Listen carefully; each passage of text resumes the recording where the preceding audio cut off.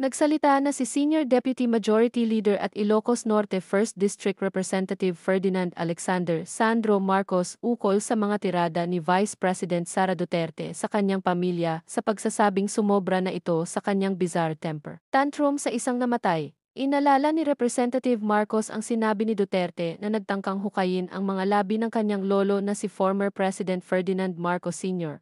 kung magpapatuloy pa rin ang political attacks laban sa kanya. Hindi rin pinalampas ni Representative Marcos ang pahayag ni Duterte ukol sa pagputol ng ulo ng kanyang amang si President Ferdinand Marcos Jr., ayon pa kay Representative Marcos. Habang ang pagiging ballistic ay maaaring maging self-therapy ni Duterte na siya mismo ang nag-prescribe sa sarili.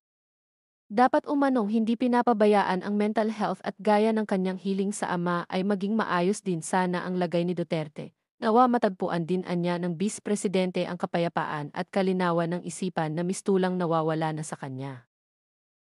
Sa October 28 na ang investigasyon ng Senado sa drug war ng dating Duterte administration. Ikakasa ang pagdinig ng binuong subcommittee sa ilalim ng Senate Blue Ribbon na pamumunuan ni Senate Minority Leader Coco Pimentel.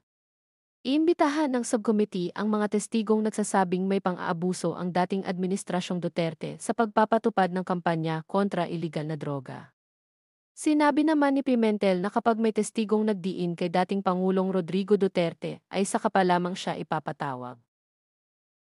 Mayroong bagong transportation hub na halos magiging katulad ng Parañaque Integrated Terminal Exchange ang itatayo sa Quezon City. Ayon sa Government Service Insurance System, 4 na ahensya ng pamahalaan ang nag-develop ng proyektong ito na may 3 ektaryang lute ng GSIS na nasa elliptical circle.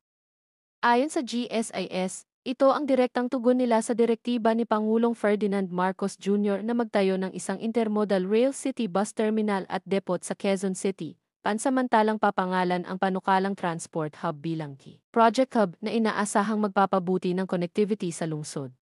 Target nitong makapagbigay ng suporta sa kasalukuyang transportation lines at maikonekta rin sa MRT7 na inaasahang mag-operate naman sa 2027.